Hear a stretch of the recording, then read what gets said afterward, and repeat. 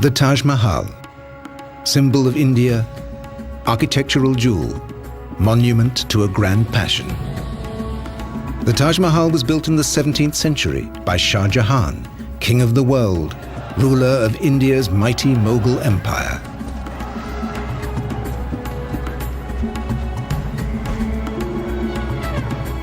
This great warrior king gave the world an architectural masterpiece of a kind it had never seen before.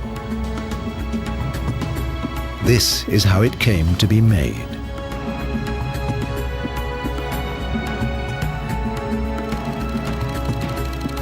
It's also the legend of his queen, the beautiful Taj Mahal,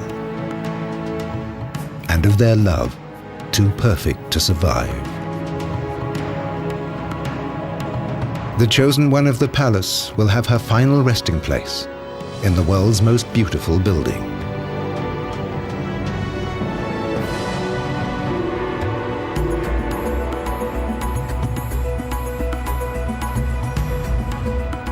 But the magnificent chambers of the Taj Mahal hide a secret.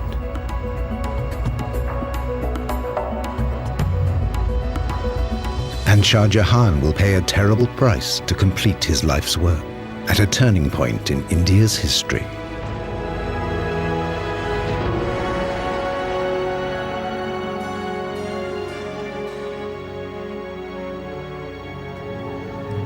Today, the Taj Mahal is one of the world's greatest tourist attractions. Every year, more than 3 million people come to see humanity's loveliest building with their own eyes. But for the Indian nation, the Taj Mahal is much more than an architectural masterpiece. This is one of the monuments that makes India what it is, that gives the people their identity. It makes them proud. This building is a symbol for the whole nation. The Taj Mahal was built in one of the most glorious periods of Indian history. The time of the Mughals, with their mighty empire and fabulous riches. Its creator, a man who dedicated his life to a dream, great Mughal Shah Jahan.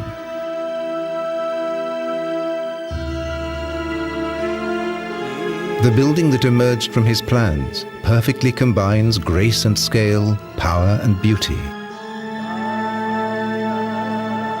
The Taj Mahal, crown of the palace.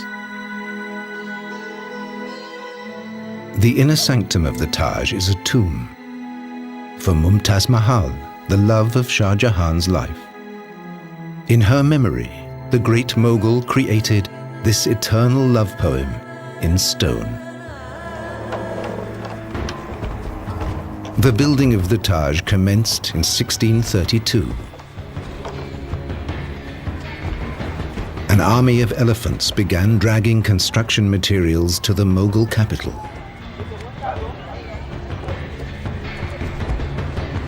This would be the biggest building project of the age.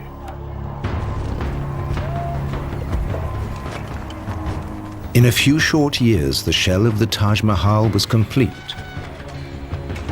ready to be clad in flawless marble at colossal expense. The location of the Taj on the banks of the Yamuna River was a special challenge. Am Wasser hat man meistens keinen festen Baugrund. Sie müssen also sehen, dass Sie Close to water, you rarely find ground solid enough to build on. So you have to dig down until you hit hard, dry earth. They came up with a brilliant solution to this problem, one that's still used today in a slightly different form. They decided to build a well foundation. That was a revolutionary idea for those times. Enorm innovativ. The great Mughals' engineers dig deep wells to below the water table. Then they fill them up with rocks and mortar. On this base, the master builders erect stone columns, linked together by massive arches. The result? A solid mountain of stone to support the foundation slab of the building. protecting the Taj from the currents of the Yamuna River forever. The Taj Mahal must always stand as a testament to the eternal power of love. It will be the legacy of Shah Jahan. Shah Jahan was the favorite son of the emperor, the Great Mughal, raised in a world of wealth and splendor.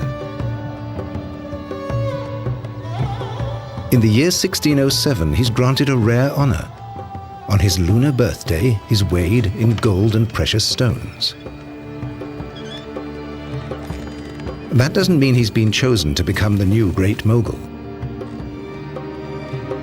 But there are high hopes for this young prince. And great dangers too. His own brothers are his deadliest rivals. The firstborn prince does not always become king. All the ruler's sons will fight to claim the throne, even to the death. The adulation of the crowds means nothing.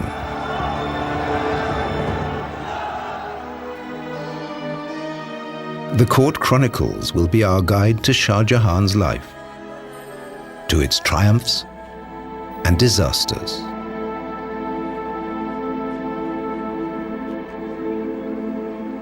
The prince is given a child bride, an arranged marriage for political reasons.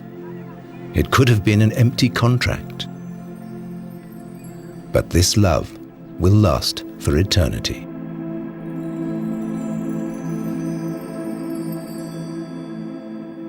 Ten years later, the prince is 25 years old.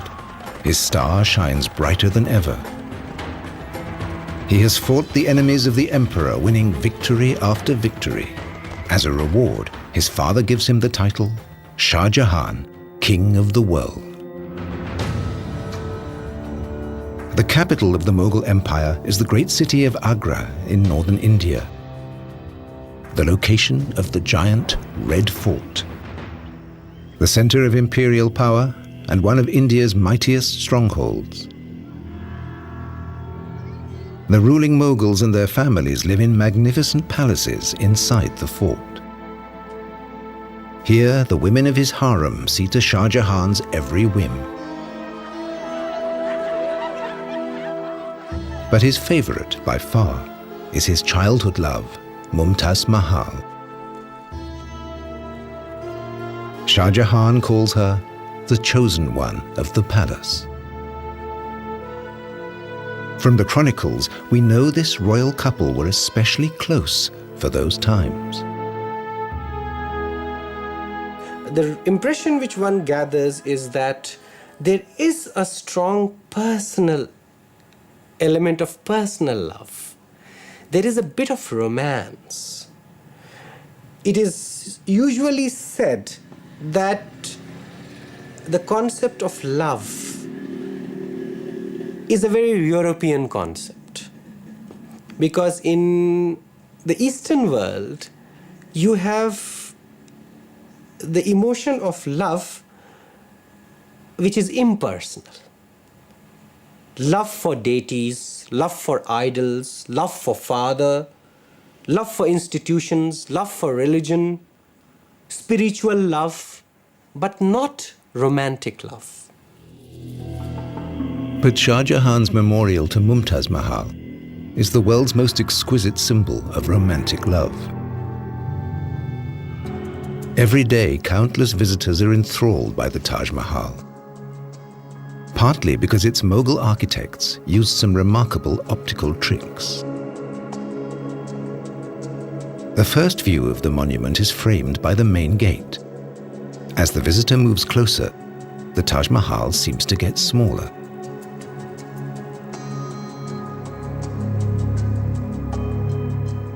It seems to grow bigger as you walk away.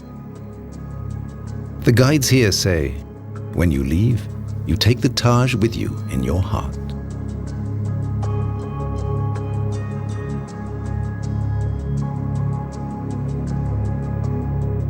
An optical trick went into the building of the minarets too. They lean slightly outwards. If they were truly vertical, they would seem to be leaning inwards. By leaning away from each other, they look perfectly upright. And that brings another advantage. In an earthquake, the minarets would collapse outwards, sparing the Taj and its mighty dome.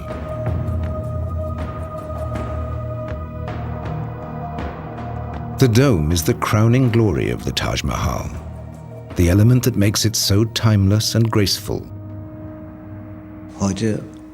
Today we have other options. We can build giant supporting structures in steel for a dome like that.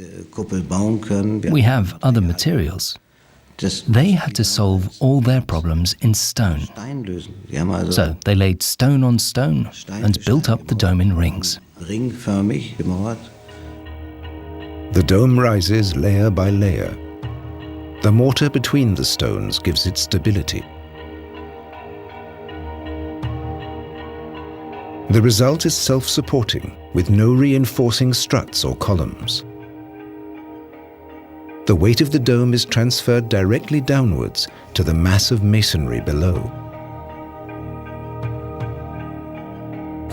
The dome is more than 40 meters high and 4 meters thick, yet it seems to float over the marble facade, a miracle of stress calculation still admired by engineers. For over 350 years, this dome has been the ultimate expression of Mughal architecture. 1621. The Mughal Empire is at a turning point.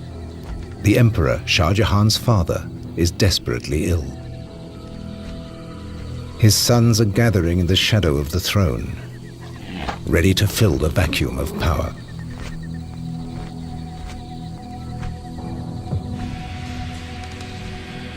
Shah Jahan knows that his moment has come.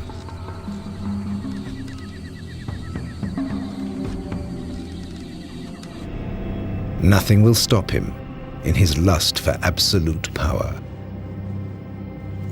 No means are ruled out, not even poison.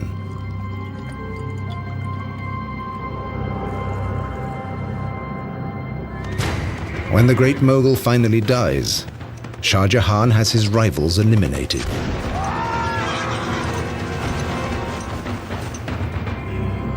Brotherly love means nothing when the prize is so great. There was a notion of family and there was a notion of affection, but this feeling recede into the background. And then that particular vision of acquiring power for yourself and to rule the country or empire as you see fit becomes the rationale behind all the violence that is perpetrated. With his rivals gone, Shah Jahan seizes the throne. He's crowned emperor in 1628 in the Red Fort in Agra.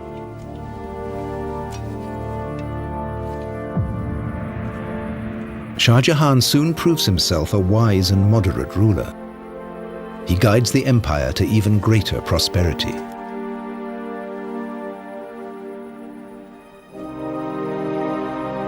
Mumtaz Mahal stays in the background, but she's one of the Shah's most important advisors. This Mughal dynasty seems to have a glorious future. Perhaps it will equal the illustrious past. The Mughals are descended from the greatest warlord of them all, Genghis Khan.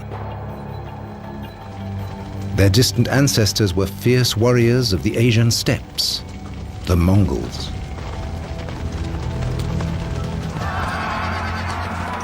A mere 100 years before Shah Jahan's rise to power, the Mughals swept down from the north onto the plains of India.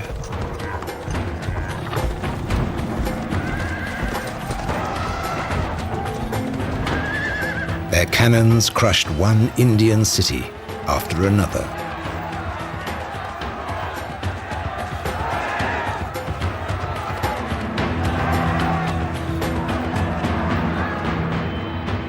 By the time of Shah Jahan, the Mughals control most of India. The first time this great land has been unified in nearly 2,000 years.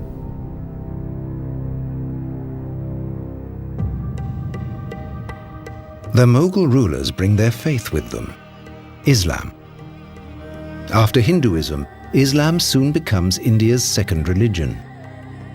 But the invaders don't impose it on the people. They seek a balance between the cultures. The Mughal lords proclaim religious tolerance. More than 100 million people now see business and industry, science and art flourish. Artists at court portray their rulers as godlike beings.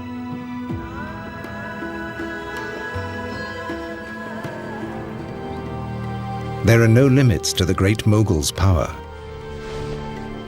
Shah Jahan holds sway over his subjects, over life and death. His word is law throughout the empire. This just ruler leads the country to prosperity and stability. The court chronicle records that Shah Jahan brings the people abundant joy and happiness. Under Shah Jahan, Mughal rule in India reaches its dazzling zenith. But now, his greatest legacy, the Taj Mahal, symbol of the Indian nation, is under threat.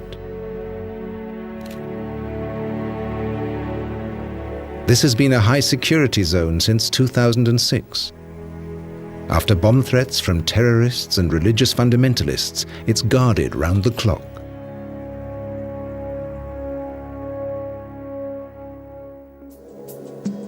Access to the mausoleum is tightly controlled.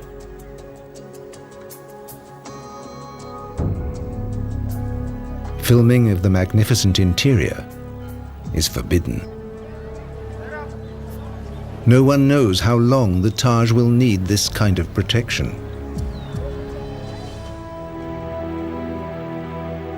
Art historian Ebba Koch was able to study the Taj before the restrictions came into force. She is the international expert on the building and its history.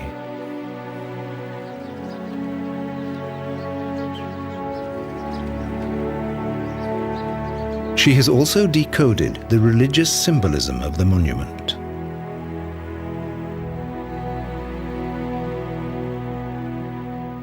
Der Taj Mahal ist eine architektonische Verkörperung von jenem. The Taj Mahal is the architectural embodiment of this life and of the next, according to Islamic belief. The ground plan shows this duality. The complex is split between the tomb garden with its mausoleum and a worldly side meant for bazaars and markets. Das Interessante ist nun, What's interesting is that the worldly side is the mirror image of the mausoleum side. genau nachbildet. The connecting square with the great main gate marks the transition to the tomb garden and opens up the view to the mausoleum. Den Blick auf das Mausoleum. At the center of the mausoleum is the Holy of Holies, the most splendid room in the Taj Mahal, the final resting place of Shah Jahan's bride. Mumtaz Mahal, the chosen one of the palace, leads a luxurious life in the women's apartments of the Red Fort.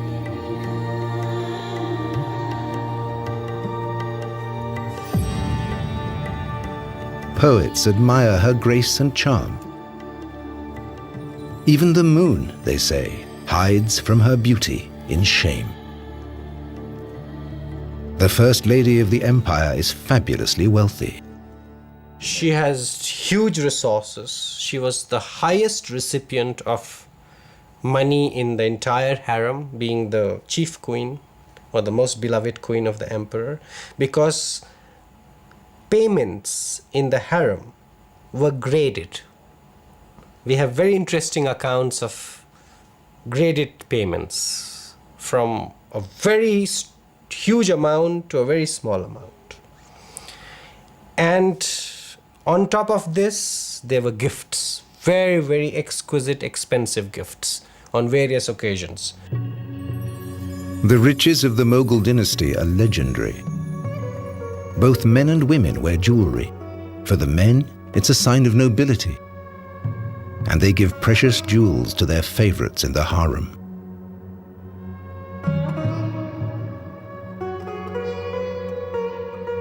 Its endless supply of gems makes India the treasure house of the world.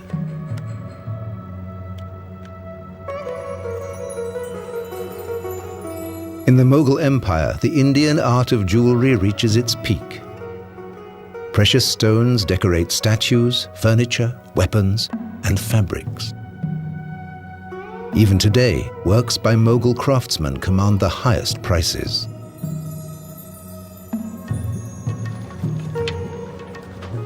The same is true of India's textiles. Cotton has been woven here for more than 4,000 years. This is still a vital industry in India.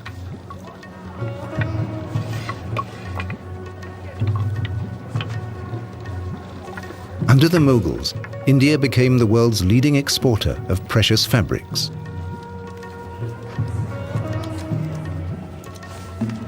The rulers, the great Mughal and his family, cashed in on the trade.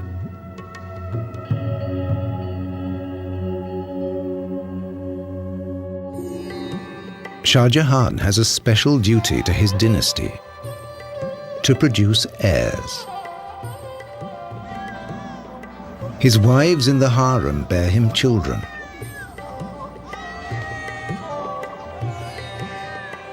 But as the chronicles tell us, once they've done their duty, these women are his wives in name only.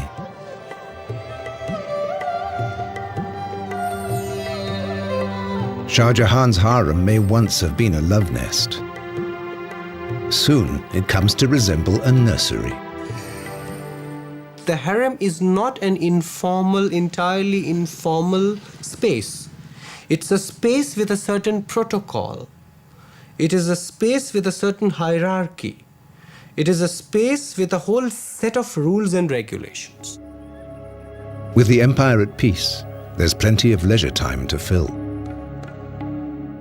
The Mughals' enjoyment of alcohol and opium is legendary.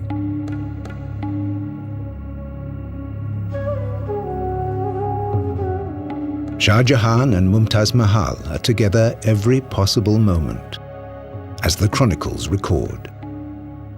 The mutual affection and harmony between the two had reached a degree never seen between a husband and a wife among the classes of rulers or among the other people. The Imperial Chronicle describes their life at court. The intimacy, deep affection, attention and favor which His Majesty had for the chosen one of the palace exceeded by 1,000 times what he felt for any other. For Shah Jahan, the happiness of Mumtaz Mahal is paramount. If you look at the wardrobe of the emperor, or if you look at his private chambers, if you look at the shelf which displays all the perfumes, ointments, oil, and a whole range of aphrodisiacs, then you would perhaps know that there is a lot of interest to develop into good lovers, to acquire emotions or to release emotions in a way that would revitalize them or rejuvenate them. Her husband's love is shared and returned by Mumtaz Mahal from the depths of her soul. And always, that lady of the age was the companion, close confidant, associate and intimate friend of that successful ruler, in hardship and comfort, joy and grief, when traveling or in residence.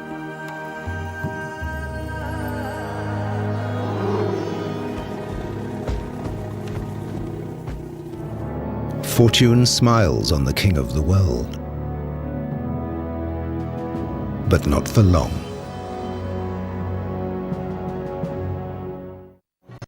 There is unrest in the empire.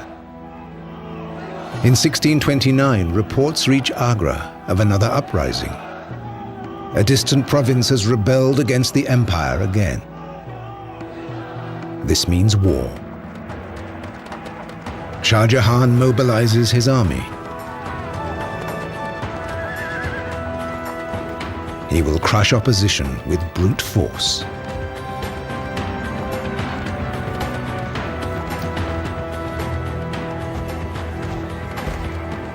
Day after day, week after week, the Mughal army blazes a trail across the Indian plains.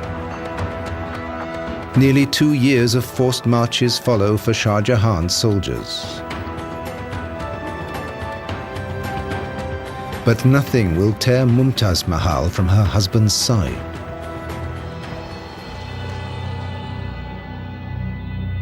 The Mughals are forced to leave their capital again and again to crush rebellions in the Deccan region. The campaign seems to have no end.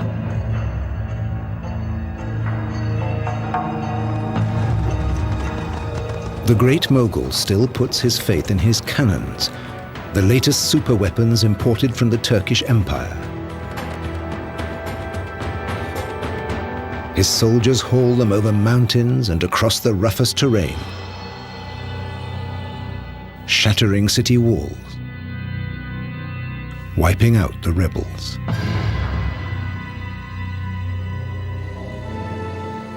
But his string of victories is interrupted by tragedy. In the midst of the campaign, Mumtaz Mahal falls pregnant with the emperor's child. But there are complications at the birth. For once the king is powerless. As his bride weakens, the great Mughal can do nothing but pray. The court chronicle recorded the sad events. On the 17th of June 1631, the unfortunate demise of Her Majesty the Queen took place shortly after her confinement and made the whole world a house of mourning.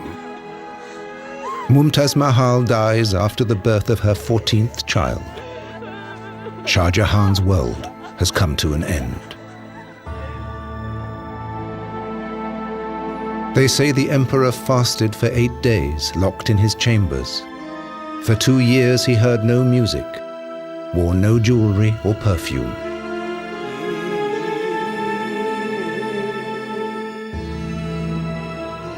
His hair and beard had turned grey.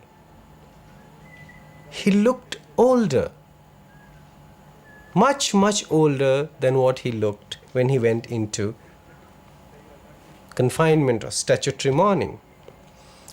So surely this must have had a deep impact on him. Before she died, legend says, Mumtaz Mahal made a wish for a mausoleum more sublime than any the world had seen. This will be Shah Jahan's task for the rest of his life, to erect the world's most beautiful building in her memory.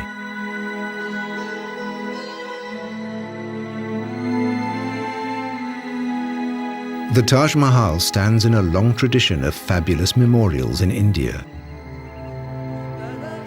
Shah Jahan's predecessors had constructed many gorgeous mausoleums.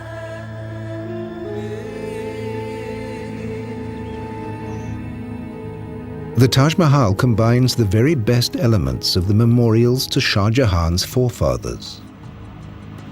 The tomb of his own father provides the model for the minarets. His great-grandfather's mausoleum had 4 corner turrets surrounding a central core. The 4 mighty portals are inspired by his grandfather's tomb.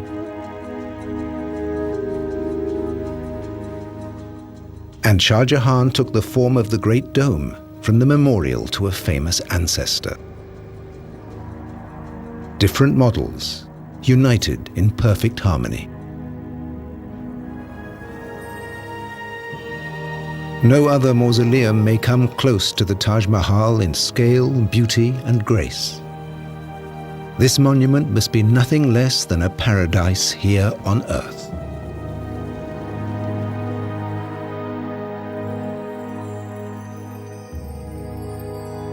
Symbolism carved in stone and marble. A heavenly memorial to the Queen of the world. Or as a poet described it, a teardrop on the cheek of time.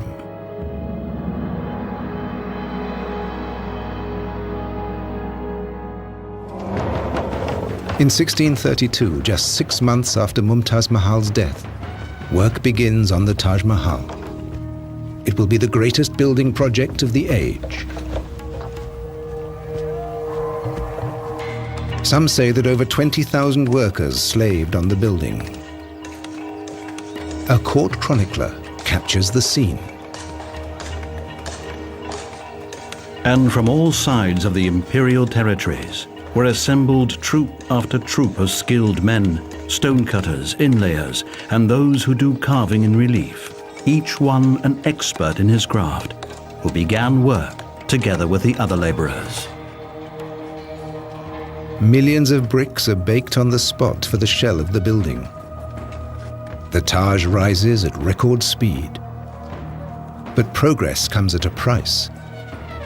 Day by day, this gigantic construction is draining the imperial treasury. But nothing matters to the great mogul. No expense is spared for this lavish project. Nothing must hold up the building work.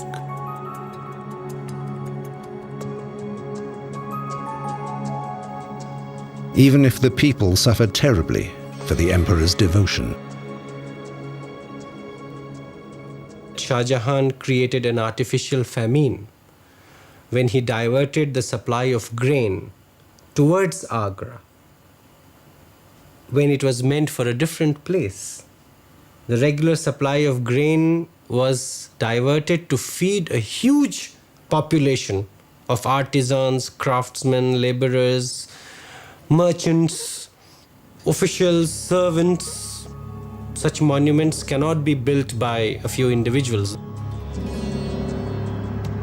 Today, no one remembers the ordeal of the people. Only the sublime result. The color scheme of the Taj Mahal is deeply symbolic. The worldly elements and other buildings are all clad in red sandstone.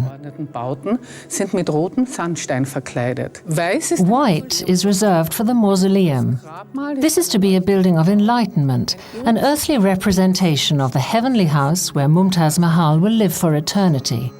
The pure white stands for the spirituality and faith of the person buried here.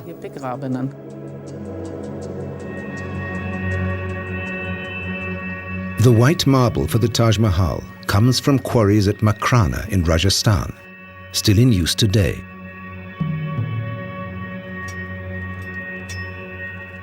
Makrana marble is already famous in Shah Jahan's time.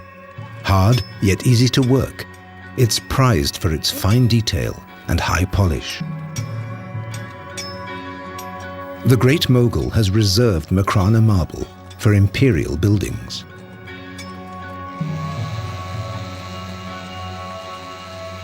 The marble slabs are carried more than 400 kilometers to the site of the Taj Mahal.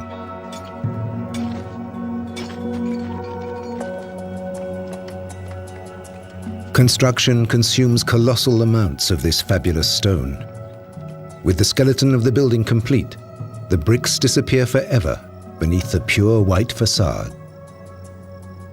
It's this smooth, glowing stone that gives the Taj Mahal its unique impact.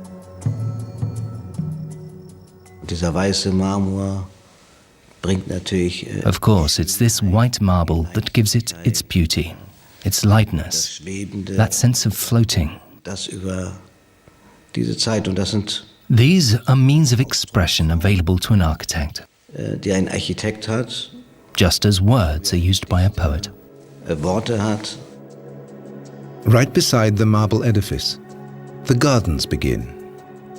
Der Garten The garden is the heart of the Taj Mahal. stellt ein It's an earthly picture of the paradise of the Quran.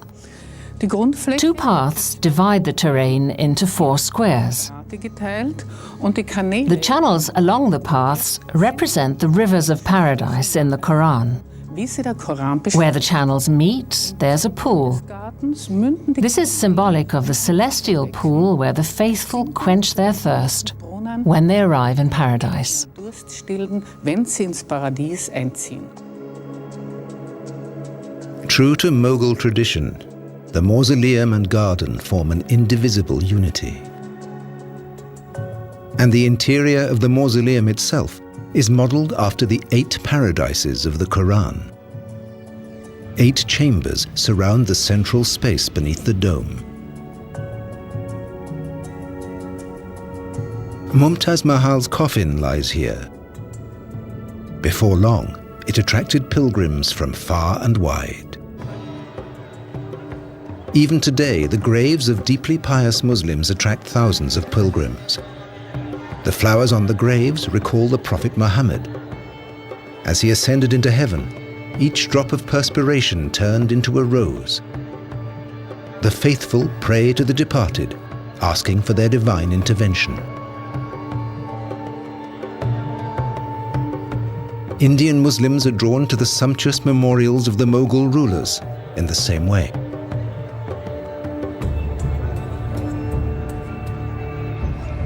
Orthodox Islam has no time for the worship of saints, but here in India, it's widely seen.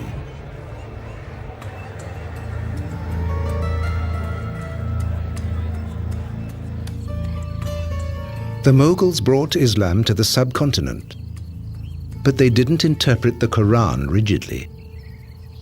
For a long time in India, Islam was linked to policies of tolerance and openness.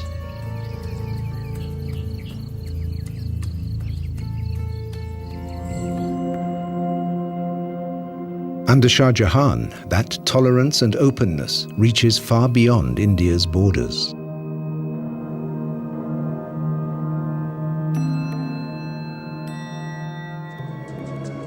The great Mughal decrees that visitors from the outside world will be made welcome in his empire. He knows there is much to gain from the exchange. So, travelers from east and west are regularly seen at Shah Jahan's court.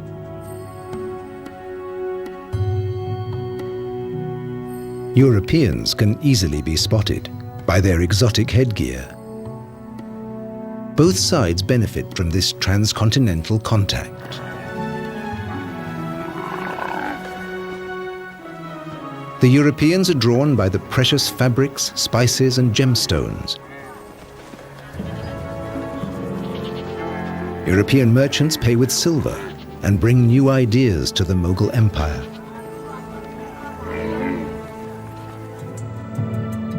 The Taj Mahal itself demonstrates the links between India and Europe. Sumptuous stone flowers adorn the filigree marble latticework and cover the entire interior of the Taj Mahal. Techniques and motifs coming from distant Europe.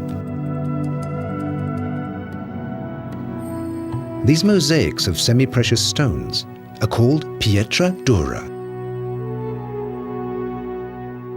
In Petra Dura, for instance, one doesn't know whether Petra Dura came directly from Europe or came via some intermediary zone, but nevertheless, it was something which really tickled the imagination of Shah Jahan. And he used it in a very interesting way in which the building really looks like a treasure chest. Pietra dura is Italian for hard stone. In the Renaissance, these precious inlays decorated palaces. This craft of stone cutting traveled from Italy to India, where it experienced a new heyday.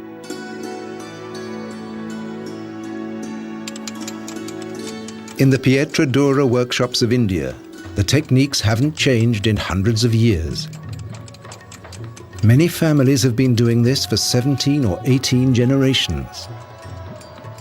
These are the direct descendants of the craftsmen who worked on the Taj Mahal.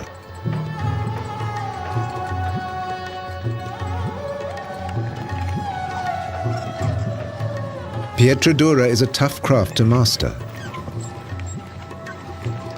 The mosaics are made of tiny colored stones set into marble.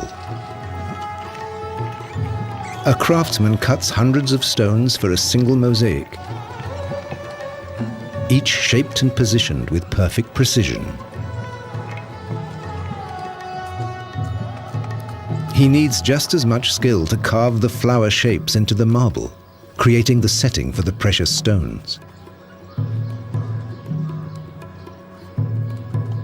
After the final delicate corrections, a special glue sets the stones in their recesses.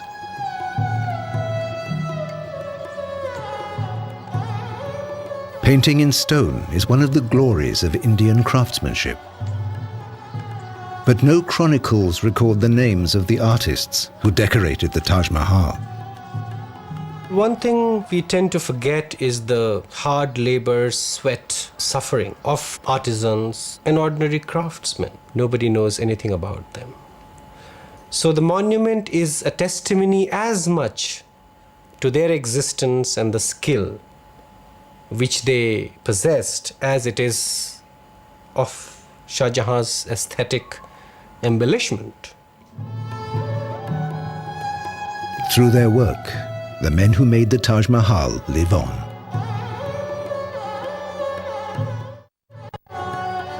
(1643). The Taj Mahal is finished. It has taken 12 years. In spite of difficulties and obstacles, Shah Jahan has accomplished his dream.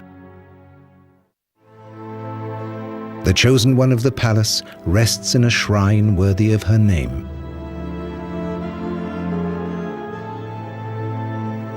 A building more sublime than any conceived or carved by human hand. On the anniversaries of her death, Shah Jahan visits Mumtaz Mahal's tomb. The king of the world travels the Yamuna River to the shrine of the Taj Mahal to remember his great love.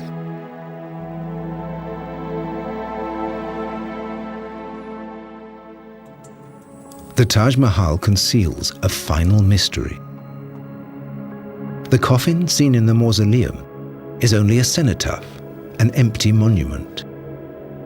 Mumtaz Mahal lies in a secret marble chamber below. There she rests, undisturbed.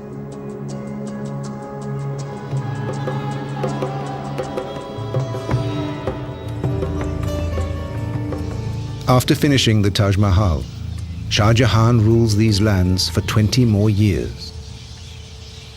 But his reign will see an inglorious end.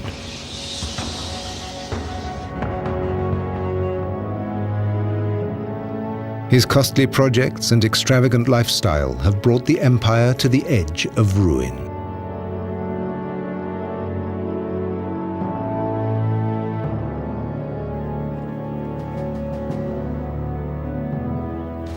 In 1658, the king of the world is toppled from the throne, deposed by his and Mumtaz's own son to save the empire from his extravagance.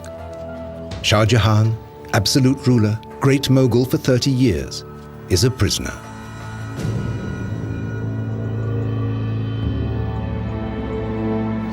He's held captive in the Red Fort. He will never leave it again. In the evening, a servant reads him stories of the heroic deeds of his youth, epics of bravery and power, struggle and triumph. A long, long time ago.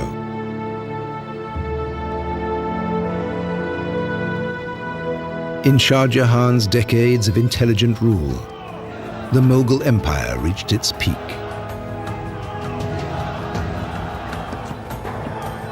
No one succeeded in challenging his infinite power.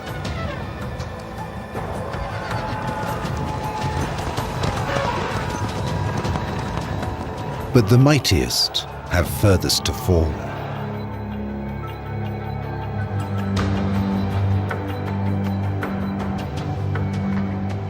Just one comfort remains to Shah Jahan.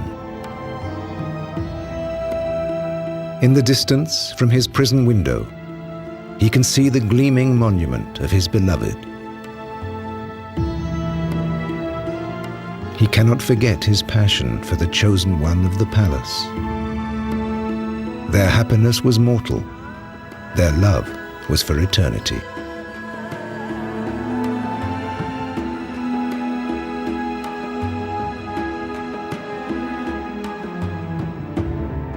Mumtaz Mahal's tomb has carved its place in history.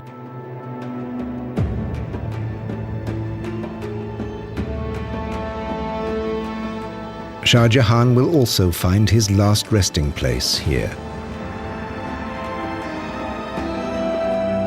In 1666, at the age of 74, Shah Jahan dies.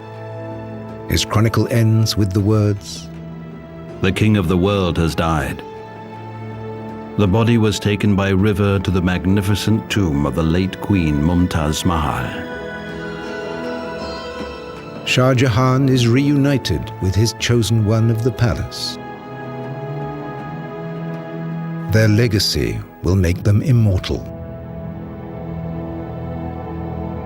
The most perfect building in the world.